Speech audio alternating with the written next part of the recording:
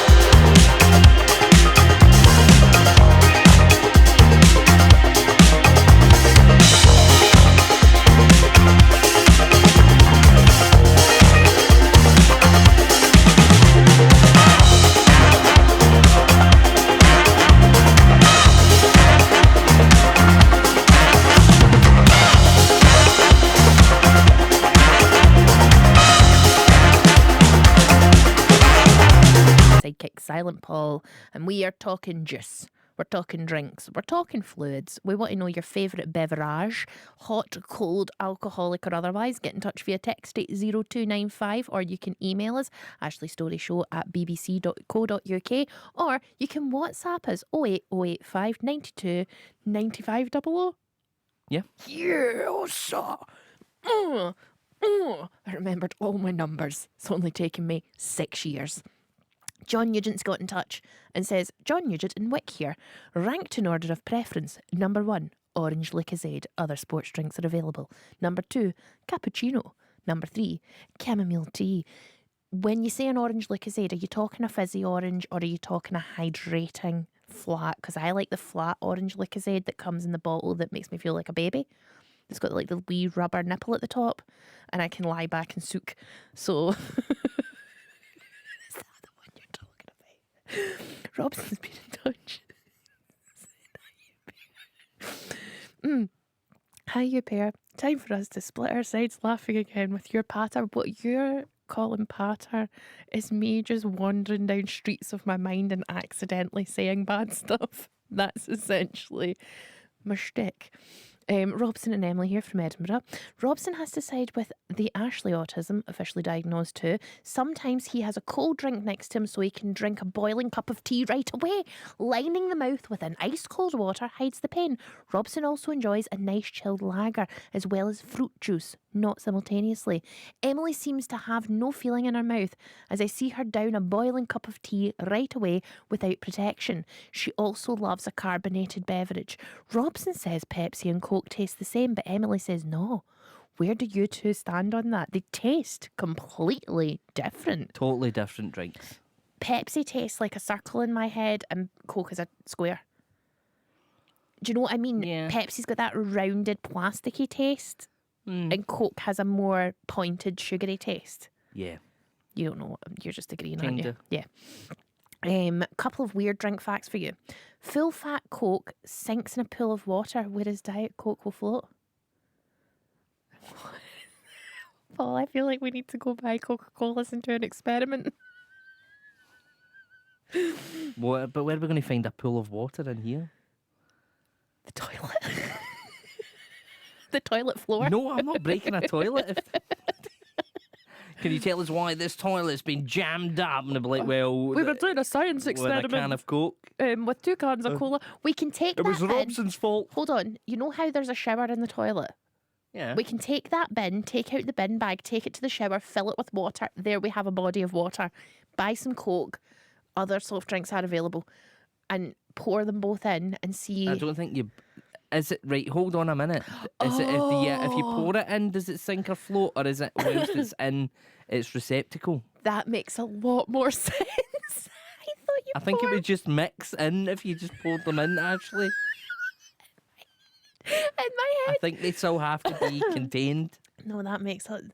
Well, then it's an even easier experiment, because in this I was thinking we were going to have to carefully pour liquid into liquid without it mixing in. How would it be if it was poured out? How would that block the toilet if you just poured Coke into a I toilet? didn't say it would block the toilet. I did, and you just sat there and went, yeah, I agree. Yeah, because I didn't... When I question stuff on the radio, it doesn't make for good content of me being like, I didn't fully understand that bit. Please explain it. It's not a great radio, Paul, so I just nod and smile and agree. It's my way as a woman.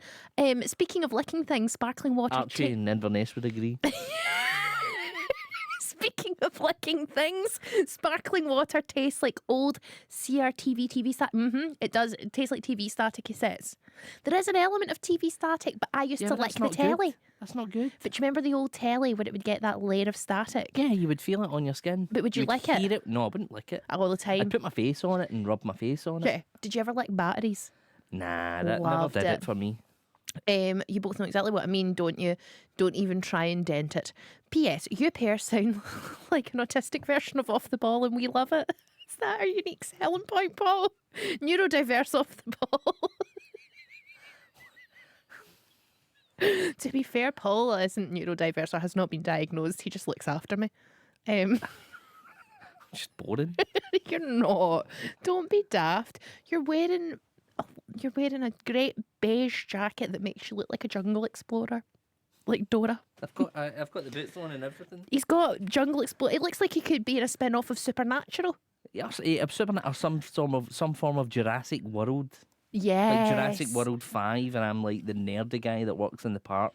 And I'm Like, the autistic this paleontologist. new dinosaur will never eat me. Ah! And I'm like, ooh, that's a plesiosaurus. I recognise that. And then I just get eaten. Absolutely not caring that No. I've just been eaten. No, I'm just delighted. telling me the T-Rex thing. Yeah. The facts, I was like, well, that's because he's got a set of inverse teeth. Paul's getting like bitten and carried off by dinosaur. And I'm like, well, the interesting thing is the Deinonychus is the first time they realised that dinosaurs could have feathers instead of scales.